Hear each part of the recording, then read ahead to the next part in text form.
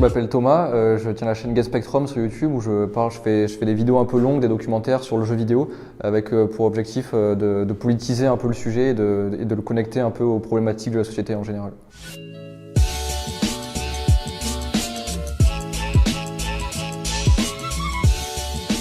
Je pense que mon travail se rapproche du travail journalistique. Je pourrais pas le définir comme un travail journalistique parce que il y a une question un peu de légitimité peut-être et de syndrome de l'imposteur, mais en tout cas ça s'en rapproche dans le sens où ça va être un travail sourcé avec chaque information, elle va être vérifiée. Je vais à la rencontre des gens s'il faut. En tout cas, il y a une démarche comme ça de recherche qui se rapproche aussi de la recherche scientifique un peu. Donc voilà.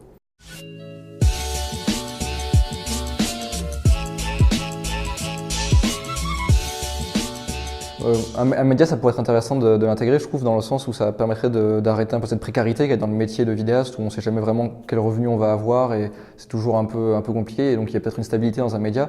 Après, il y a un truc qui est vachement grisant avec la liberté de YouTube où on décide un peu du sujet comme on veut, on n'a pas à répondre à un rédac chef ou quoi, qui est assez sympathique aussi.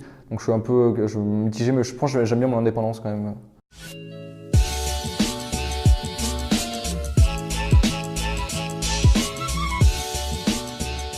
Du coup, la majorité de mes sources, moi, je les trouve sur Internet. Donc, ça va être des articles scientifiques, par exemple, ou ça va être des articles de journaux qui existent déjà. Sinon, après, je vais à la rencontre de gens, donc des gens qui travaillent dans le jeu vidéo, des choses comme ça. Et là, je passe par des contacts qui, eux, connaissent plein de gens dans l'industrie, ou aussi parce que l'émission commence un peu à être connue, comme c'est un domaine de niche, un peu le jeu vidéo, elle commence un peu à être connue dans ce milieu-là. Et du coup, quand je dis aux gens que je fais ça, machin, ils font « Ah oui, je connais, bah, pourquoi pas, on peut se voir et tout ».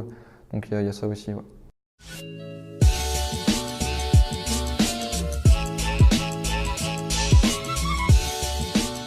La majorité du financement pour les enquêtes, c'est moi en fait c'est mon propre argent parce que en gros, ça marche pas crowdfunding mes vidéos, donc le seul revenu des vidéos, c'est pas la publicité parce qu'il y en a pas dessus. Ça va être ce que les gens veulent bien donner pour chaque vidéo qui sort.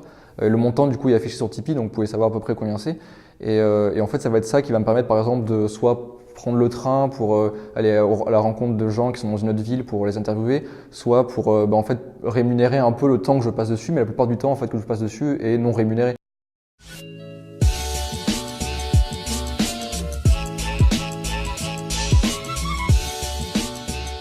Si jamais il y a des sujets où on va plus nommer des gens et leur comportement problématique, par exemple, c'est clair qu'on est beaucoup plus exposé que les journalistes parce qu'on n'a pas déjà une rédaction derrière nous, toute une structure en fait qui va nous protéger.